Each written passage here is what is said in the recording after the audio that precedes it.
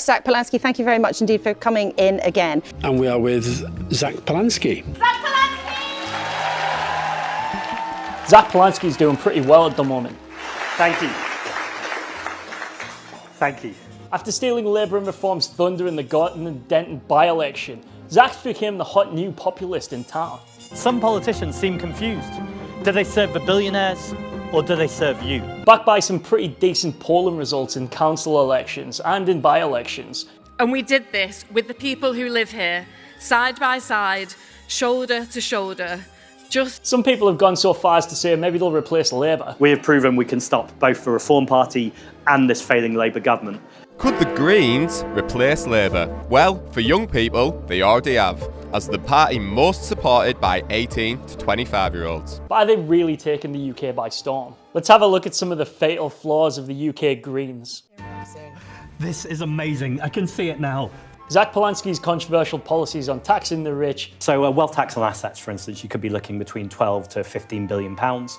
Investing in communities. And the Green Party really believes in nurturing local talent and really lifting up someone from the community. And when a seat comes up in London, I'll absolutely be going for it. And not actively spitting on everyone in the street. Mr. Goodwin, a bit of an embarrassment, isn't it, to lose to the woke Greens, isn't it? Proud patriot, not able to win a British seat. Has struck a chord with a number of voters, me included actually, but I wouldn't vote for them in a general election, which I'll explain later. Let's bring back that feeling and make hope normal again. Labour, Reform and Conservatives advocate for the same tired brand of austerity. They want to run the UK like a f***ing Sports Direct warehouse. When I have a break, Yes. do I have to stay in the warehouse? Yes. Yes. Zack's Greens have put together a hopeful image of the UK, a one where they invest in the future rather than actively working to destroy it. I hear your anger, and I think you're right to be angry. I think we should all be angry when we had 14 years of Conservative austerity that shut our libraries, shut our community centres, and then to say integration is a problem. I do think, however, that some of these policies sound better than they'd actually be in practice. What's radical is what we've got right now, which is trickle-down economics, which has been proven to fail over and over again. And their tax the rich policy on 2% of earnings over £100 million makes complete sense to me. I don't really argue against that. Like, who would? But I thought I'd just touch base first on a couple of issues around the important issue of tax. My main caveat here that I would throw out, as with some other things, is how the f*** do you enforce that? It's still estimated that wealthy private individuals currently have between $8.7 and $36 trillion hidden away in tax havens. And over a third of that private wealth is held in tax havens under British control. These tax-dodging Epstein types already don't pay tax at the moment. In some cases, it's not even because the government don't want to, but rather because they can't. But the company also runs a complex, low-profit business model, enabling it to pay little corporation tax and see off the competition. HMRC already actively struggles to enforce taxation laws in the UK. Even those evading small amounts of tax in the UK at the moment get away with it because the system is so backlogged. Have you been honest about your tax affairs, Mr. Zahawi? Sacked from government for failing to come clean about a dispute over his tax bill. This is down to undermanned staff, underinvestment, and obviously it's by design, right? Like, a lot of people want to get away with their tax evasion, lobby the government, and then they destroy the tax systems, which has happened. There are rumours that you're using a private company for your own tax affairs to pay less on your GB News earnings. Is that true?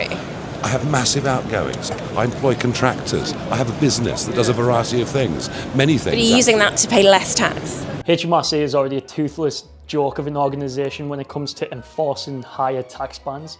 So much so that any potential tax that you add on to them, like, how would they enforce? Yeah, you get what I'm saying. They really need to fix that somehow. Now, I'm not saying it's Polanski's fault or anything, or the Greens. Obviously not, they've never been in government. Right now we are taxing earned income more than we tax unearned wealth. It's only right that we tax wealth, not work. This is decades of corruption and austerity, working exactly as intended to f*** over you and me. While I've heard the Greens talk a lot about tax justice, I've not actually seen how this is going to work. Yes, okay, tax 2% over 100 million. I understand that completely, but like, how will we go about that? But like, the system's completely broken as it is, like, and we need more. That's if the wealthy stay. Well, I'm glad you asked me that too, Craig, because also you put a tax on people who leave, and that's also if 50% of people left, which is overestimating it. So it's clear that there is money left, and we saw that, as you've just presupposed, with your question. It feels like we've got an end goal here, but not an actual direction of how to get there. No country in the world has ever successfully had a wealth tax that raised serious money. That's what I'm questioning. And I think they're legitimate questions. I'd also say those aren't tiny amounts of money. So actually, whatever you're going to create from a wealth tax is ultimately about reducing inequality. This isn't about creating public investment. We can do that anyway. We don't need to tax the wealthy to do that. Speaking of this, they've pledged to do massive amounts of government borrowing, which is how I imagine they want to try and fund a lot of this stuff. But the problem is, if they nationalise a lot of these things, which I am for, by the way. And what's your response when, this is definitely not my argument, but when people say, oh, you could renationalise the water companies, but who's going to pay for that? The amount of money that you would have to pay to buy back all of these private firms would be absolutely eye-watering.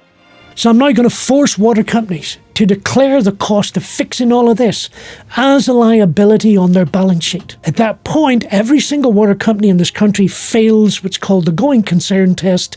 They're all bankrupt. Water companies by law cannot go voluntarily insolvent in this country.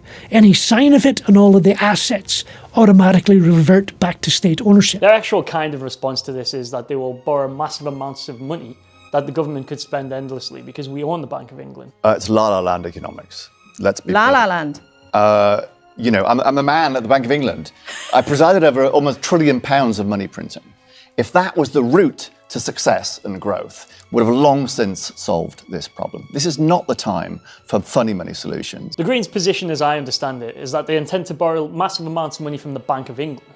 Because the Bank of England is the national bank, it's essentially unlimited. There is no limit to government borrowing. Other than inflation and devaluation, there's absolutely nothing to stop them from printing off large amounts of money. Now, if that sounds pretty risky to you, then you've probably got an above Trump IQ. So the £1 trillion that he was involved in printing, that was quantitative easing after the 2008 financial crisis, and then the money that was printed during the COVID pandemic. And how you keep inflation low while printing off massive amounts of money is beyond me. It seems to be beyond some economists as well. So what I'm talking about is borrowing for capital, infrastructure and investment that essentially creates spending multipliers that comes back into the economy. Second, though, in terms of the borrowing, a lot of that borrowing is from the Bank of England. That's money we owe to ourselves. It's not borrowing or debt in any real sense. Also, it's a lot of foreign countries who want to have that debt because actually that's a good investment for them because we have a relatively stable currency. The Greens' plans to solve the deficit comes mostly from borrowing large amounts of money and adjusting taxation at the highest rates. If you don't tax them, they will use their enormous amounts of income to buy the rest of the wealth. Wealth inequality will get higher and higher. We will lose our middle class and we will fall into poverty. We need to tax hoarded, accumulated wealth, and if we did that, it would actually enable us to potentially lower taxes on working people. The Greens themselves say that we shouldn't be restrained by the straitjacket of fiscal policy, to which I kind of agree with them. But I would also say we shouldn't borrow enough money so that GBP becomes like RuneScape GP. The nuclear stance kind of pisses me off, and I'm not the only one. It's a bit like inventing the fax machine right now to deal with problems that we're going to have in 2040s, 2050s. We need future technology, and I think nuclear is very much the old guard. Now, this is not because I want to recreate Fallout New Vegas in like Doncaster, although not much would probably change if we did, right?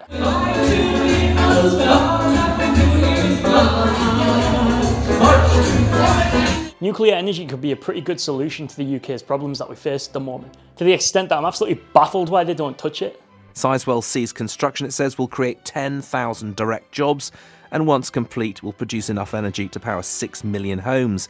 Zack and the Greens say it's expensive, unreliable and irrelevant given that wind power exists. Saying that nuclear energy is pointless because wind exists is like saying I'm not going to drive to work because I can get a dog sled instead. Run! Run! Run! Run! Run! The entire wind farm output of the UK is about 275 kilowatts per hour. This is the largest crop of offshore wind turbines in the world, known as the Hornsey Wind Farm. It is hypnotizing. More than 300 turbines spread across 335 square miles generate enough electricity to help power more than 2 million homes a day.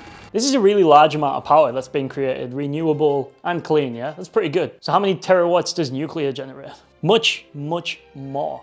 In fact, we'd only need 3 nuclear energy power plants of an average size to generate the same amount of power in the UK. Just 3. The Rolls-Royce small modular reactors can be built as a kit of parts and assembled on site, with the aim of supplying the national grid by the mid-2030s. It's actually crazy that you can match the entire wind output in the UK with just 3 nuclear power plants. Great British Energy Nuclear says the site could potentially host up to 8. The first reactors are expected to deliver power for the equivalent of 3 million homes. And the nuclear power plants won't sit flaccid on days without wind like they do. One of the largest UK trade deficits is down to energy. We import absolutely massive amount of oil, nuclear, electric, you name it. We import a lot of that stuff into the UK. But the UK currently suffers from some of the highest energy prices in the world, and that this has a pernicious effect on the economy more broadly. The amount of money that goes into importing foreign energy is one of the reasons that your prices are so high for your electricity, your petrol, like all of that stuff, right? Frankly astonishing that we are as rich as we are while using as little energy as we do. Even if we nationalise energy like the Greens want, and I do agree with, we still wouldn't be able to produce near enough power to actually power the UK. All the wind farms in Scotland are generating lots of cheap electricity, but our grid can't carry all that electricity down to where it's needed, in more populated southern areas. This means that, quite often, Scottish wind farms have their bids accepted, but the operator then says, sorry, the grid can't actually carry your electricity down to where it's needed. We'd still be paying extortionate fees to robber barons abroad to import electricity into the UK. Money fight! Let's look at France, for example. France generates almost 50% of its domestic power by nuclear energy. A 2021 survey found that 53% of French citizens view nuclear power as essential for energy independence, up from 46% in 2019. For many, nuclear ensures uninterrupted electricity production, cited by 39% of respondents. If France is generating so much nuclear power, then their electricity bill should be lower, right? Yeah, that's exactly right. They have lower electricity bills, and it fluctuates less than it does in the UK because they're in charge of their own domestic production. During crises like the 1970s oil embargo or today's energy crisis, the CPN's top-down management has allowed France to act decisively, maintaining stability even as other nations faltered. This system, where the state holds the reins, has made France the largest net exporter of electricity in Europe, generating €3 billion annually. So there must be some pretty high fatalities, right? Nah, not really. There are some minor incidences that have resulted in like pollution and stuff like that. 59% of French people still worry about nuclear waste, even as confidence grows in the sector's role in fighting climate change. There haven't been any like directly caused fatalities in France from nuclear power. I want to put a big asterisk next to that and just say that I don't fully know if that's true or not. Like the research I did suggests it wasn't, but I don't know. Correct me in the comments. Maybe you know more than me. Obviously, I'm not saying that you should go down to your nuclear dumping ground and eat the green you find there like the special kid in school either. Hi, Homer, what gives? Mr. Burns is making me eat all these crumbs of toxic waste. Jeez, that's rough. There must be 200-300 gallons in here. In my mind, this ignores literally the hundreds of nuclear power plants that operate around the world on a daily basis and experience next to no fatalities, major leakage, any of that sort of stuff. Or until they do, you know. But, you know, eggs, omelettes, etc. The toxicity of the radioactive cloud was equivalent to 400 Hiroshima atomic bomb explosions. We could simultaneously create high-skilled jobs, bring down electric prices, and create a national industry to export if we did this. So why the f*** are they so against it then? It seems like regressive, fearful, and uninformed. 3 things that they always like call other people out for, just to satisfy some rich kids who associate that shit with like Hiroshima. And with that, let's segue into my next point. In the event of a war, the Greens' policy is similar to your local student unions.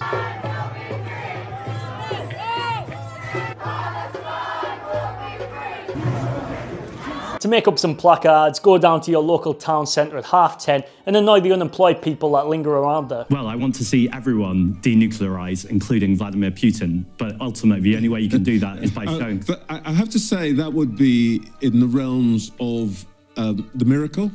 Their manifesto says that most countries don't have nuclear weapons and they're safer for it. This is so laughably out of date. I actually had to check their policy to see if this is still what they believe. Well, you're laughing at it, but I think it's important that we don't laugh at peace. I think it's really important. No, I'm laughing at the idea that Vladimir Putin is going to give up his nuclear weapons because somebody asks him to. Just this year, 2 non-nuclear powers were invaded by the United States of America. Venezuela's capital has come under attack overnight. We have seen pictures of huge explosions in Caracas and areas. In Tehran this morning, smoke rose above the city with major damage seen in the capital. Am I saying that they should have had nukes and used them? No. But I am saying that they probably wouldn't have went in there if they did. They're violent people. If they had a nuclear weapon, they would use it. And sometimes I'll have some of the people that, feel very strongly, like I do about wars. Sadly, outside of Brighton Student Union, it's true that violence is commonly used sometimes as a means to get things that people want. We're going to have our very large United States oil companies, the biggest anywhere in the world, go in, spend billions of dollars, fix the badly broken infrastructure, the oil infrastructure. Both the world's nuclear superpowers, the US and Russia, both of these guys lately haven't been too nice to the UK, yeah? I was very surprised with the United Kingdom, because the United Kingdom, 2 weeks ago, I said, why don't you send some ships over? And he really didn't want to do it. One might even say that they're working against the UK and the EU as a whole. Part of the Russian strategy is to convince the Europeans that the Ukraine war is dangerous, is getting more dangerous, and this sort of thing just, ups the tension. I mean, this isn't even a new thing. Russia has been testing the UK borders for years for weaknesses. Russian President Vladimir Putin dispatched 2 95 strategic nuclear bombers to threaten the north of Britain on a Christmas flight over the Norwegian Sea. And it's not because they're trying to be friendly either. The Green Party's pacifism at any cost sort of policies really throw me off, given that we're living in a darker and darker time at the moment, where the outside world is looking a bit more hostile than it used to. Give away any of my nuclear weapons because we could obliterate you. Well, that's the problem, isn't it? That any kind of time that anyone can obliterate someone, the other person can obliterate the other person too. And if you really want to protect your population, the best thing we could do is all denuclearize. So I think it's about having a conversation. We know ridding the UK of nuclear missiles and winding down its defensive capabilities seems really unwise to me. Let's do a bit of role play. I'll play Vladimir Putin. You play yourself. So, Mr. Polanski, what do you want from me? Well, I think I could point to times where the ANC and Nelson Mandela or Ireland and the Troubles, where there's been huge conflict. As does their policy of trying to reform NATO to be the fucking 1970s Coca-Cola advert. Should we stay in NATO? Well, right now, no one's talking about leaving NATO because... Including you. Right. But what I am talking about, and it comes back to what I was just saying about not having all the answers, is we need to have a really urgent and important conversation about what does an alternative alliance look like. The military capabilities of the UK is a joke at the moment, and you can thank both of these two parties for that. But to the Greens, I would say that complete unilateral disarmament is just, well, it's not clever. Let's put it that way. France. I am furious. So many people are furious. Do people in Britain fear nuclear war? Yeah, of course they do. Is Europe actively being sized up by outside powers looking to dismantle and sort of exploit it? Yes. Yes, they are. Judging from what the Greens say, though quite often you shy away from it for saying it in public, but what is written down is that you believe in a world without borders, therefore anyone who wants to come should be able to come. Is that correct? So what's important to know is that when we talk about those numbers, we're talking about a policy for a sustainable society. If you look back through my previous videos, you'll see that I'm not really a fan of Reform UK or Nigel Farage. Farage wants to take away workers' rights and distract us all by talking about stopping the boats. Because that's what everybody wants him to say, and they're not looking at the bigger picture, they're not. I would like to think then, with that in mind, that when I say that the Green Party's migration policy is extreme, like not well thought through at all, and completely out of whack with the majority of public opinion, I like to think it doesn't come from a negative place, you know? But the issues with the National Health Service, the issues with the lack of council homes, the issues with the society feeling broken are not the issues of migrants or someone who is clinging to a small boat. They are the issues of 14 years of Conservative austerity. Their plans are unironically to repatriate anybody who claims asylum, anyone at all. Well, it's important for clarity that no manifesto has ever said anything about open borders, and this is often an attack line that is used by our opponents. We've never stood at a general election saying that we want open borders, because clearly when the world is in political turmoil and we have deep inequality, that is not a situation we can move to right now. As well as this, while they're waiting to be processed, they're allowed to claim benefits, work, etc., social housing. Like, this is not far-right propaganda stuff. Like, just they themselves openly put out this material. You can go and look it up yourself. And the Green Party is saying the problem is not the small boats, the problem is the private jets and the private yachts. This is such a ruinous policy to me that if you want to like label me as like an extreme far right guy, like I couldn't give a flying fuck because I think the idea is so bad. Is migration used as a beat stick for the working class to tear each other apart? Yeah, absolutely. Would letting anyone into the UK whatsoever to claim asylum, get social housing benefits, etc. without any right to live in the UK also be ruinous? High interest rates are part of the reason more homes aren't being built, but builders will tell you the planning process is also holding them back despite reform. It's too long, too costly, and too unpredictable. Yeah, absolutely. The Greens' popularity at the moment mostly comes from their economic positions for people like me, right? We need to make sure that all politicians are speaking about migration in positive sense. Now, of course, there will be people who have problems with migration, but their problems are because they can't get a dentist appointment, because there's not enough council homes, because we've not invested in our communities.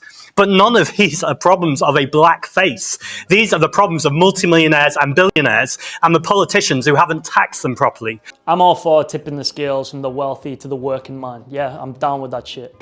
Darling fascist bully boy, give me some more money, you bastard. May the seed of your loin be fruitful in the belly of your woman. Man, that's why I made this video in the first place, because I would like to vote for the Greens, but I can't. The mass uncontrolled migration that would happen as a result of their responsibilities plays directly into the hands of Reform UK and Nigel Farage. It's over. It's done. The game's up, mate. The flooding of the job market with people well prepared to take the absolute minimum wage will also do nothing for workers' rights and workers' bargaining power. This shit has been weaponized so much against the working man in the last 20 years to keep wages down. This is also why left-wing parties in the 60s and 70s were fairly against immigration. If you take away some of the more negative things. There are far too many immigrants in this country. We do not have sufficient houses, jobs and schools for our own people, let alone immigrants. And unless something's done about this quick, that prejudice is going to be sheer bloody hatred. But that's not to disregard the cultural impact that these things have. We're already seeing like blasphemy laws for a particular religion. The main argument I see on the left about justifying this sort of stuff is like the legacy of colonialism and how people deserve it and stuff like that. So no limit on migration? Well, I think even that question about numbers is dehumanizing. We are talking about human beings here, and actually the only reason why you would make a limit is because you would say there are not enough council homes and our NHS is under, is crumbling. And I agree with those things. The idea that because the UK is responsible for bombing some of these places that we should take their masses in. I agree with you, we should stop doing that. It's a really bad thing. Like, I 100% think we should do that. But I also think that realistically, practically, pragmatically, we should not also take in like any single refugee as a result of that. It's unfair, yeah, of course it's unfair, life's unfair. Just over 111,000 people claimed asylum in the UK in the year up to June 2025. That's the highest number on record going back to 2002. I don't think that the British public as a whole is racist, but I do think that with how difficult it is in Britain at the moment, you're not going to find much sympathy for foreign causes. I agree that what happened in Syria and what will happen as a result of Iran now is like terrible and we shouldn't get involved in that, 100%.